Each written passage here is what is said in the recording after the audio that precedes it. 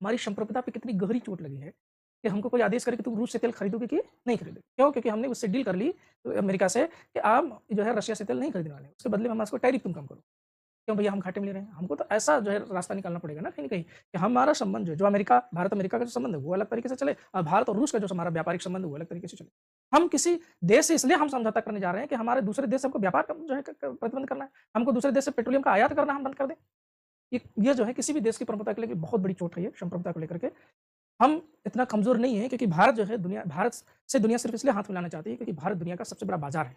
और इस बाज़ार की माँग जो है दुनिया में बहुत ज़्यादा है क्योंकि सबको चाहिए, रसिया को भी ये बाज़ार चाहिए, अमेरिका को भी ये बाज़ार चाहिए, ब्रिटेन को भी चाहिए, जर्मनी को भी चाहिए, फ्रांस को चाहिए, जापान को चाहिए, दक्षिण कोरिया को चाहिए, सिंगापुर को चाहिए, ठीक है, मॉरिशस को चाहिए। ये सब देशों से जहाँ से बड़ी मात्रा में सऊदी अरब से भी बहुत ठीक है, यही से जिन देशों से बड़े पैमाने पर चीन को चाहिए भारत का बाज़ार क्योंकि चीन तो सबसे ज़्यादा इस समय भारत के बाज़ार पे कब्ज़ा कर रखा है। तो हमारा बाज़ार सबको चाहिए और हमारी जो ज़रूरतें हैं, उसको कोई नहीं पूरा करने वाला है। हम किसी की निर्यात नहीं करने वाले हैं। इसके लिए एक ही विकल्प है कि हम लोग विज्ञान और प्रौद्योगिकी को इतना उन्नत बना लें कि तकनीकी रूप से हम दुनिया पर निर्भर ना रहें। जब तक हमारे पास यूट्यूब का विकल्प नहीं होगा, जब तक हमारे पास गूगल का विकल्प नहीं होगा, जब तक हमारे पास सभी सोशल मीडिया का विकल्प नहीं होगा, तब तक हम अमेरिका के गुलाम रहेंगे। क्योंकि आज री-उपनिवेशवाद की शुरुआत हो गई है। ये अमेरिका उद्घोषित कर रहा है कि जब जो है हमारे यहाँ का सर्जिकल स्ट्राइक अमेरिका अनाउंस कर रहा है कि हमने जो है रुकवा दिया। फिर रसिया से तेल खरीदोगे कि नहीं खरीदोगे, अमेरिका डिसाइड कर रहा है। आप क्या समझ रहे हैं? री-उपनिवेशवाद की शुरुआत हो रही है क्या? जिस तरह से ब्रिटेन के आदेश से पूरा भारत 250 साल तक चलता रहा। 1773 से रेगुलेट एक्ट लेकर के 1935 तक का अधिनियम पूरा भारत को रेगुलेट करता है, वहाँ के नियम कानून। क्या वही उपनिवेशवाद की शुरुआत हम दूसरे पावर नियम कानून से तो नहीं, दूसरी सत्ता का पावर जो है स्थापित हो गया है?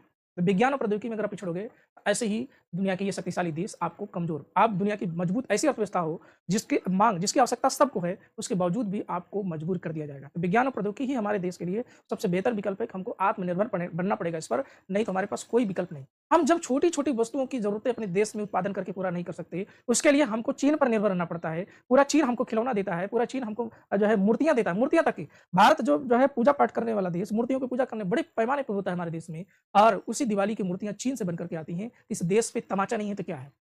ये बड़े-बड़े पूंजीपतियों को जो कि बड़ा सपोर्ट मिल रहा है, ये भी जो है भारत में रिसर्च एंड डेवलपमेंट पे काम नहीं करते हैं। जो आज भारत के सबसे अमीर घराने हैं बने हुए हैं, जिनको भारत सरकार का बहुत बड़ा सपोर्ट मिलता है, ये 10 साल में बता दो आप कि कितने रिसर्च एंड डेवलपमेंट के काम किए हैं? जब रिसर्च एंड डेवलपमेंट का काम नहीं करोगे, भारत की जो बेसिक ज़रूरतें हैं, उसी में वो विकल्प खोज रहे हैं। कि सरकार का जो सरकारी उपक्रम है, उसको जो है कितना सस्ते में खरीद-खरीद करके लोगों को बेच करके बस अमीर बन जाओ। तुम रिसर्च एंड डेवलपमेंट क्या कर रहे हो भाई? कौन सा इनोवेशन कर दे रहे हो? कौन सा टेक्नोलॉजी ला दे रहे हो, जो दुनिया में तुम्हारी माँग बढ़ रही है? तुम भारत के अमीर बने तो हो, लेकिन तुमने क्या किया? यही कारण है कि ना तो गवर्नमेंट से इस पर रिसर्च एंड डेवलपमेंट पे बहुत ज़्यादा फोकस है। हम मेक इन इंडिया की बात कर रहे हैं, मेक इन इंडिया के लिए रिसर्च एंड डेवलपमेंट क्या हमारे पास है? क्या हमारे पास जो $100 अरब का जो घाटा हो रहा है चीन के साथ, उसके लिए कोई विकल्प है? उस बेसिक वस्तुओं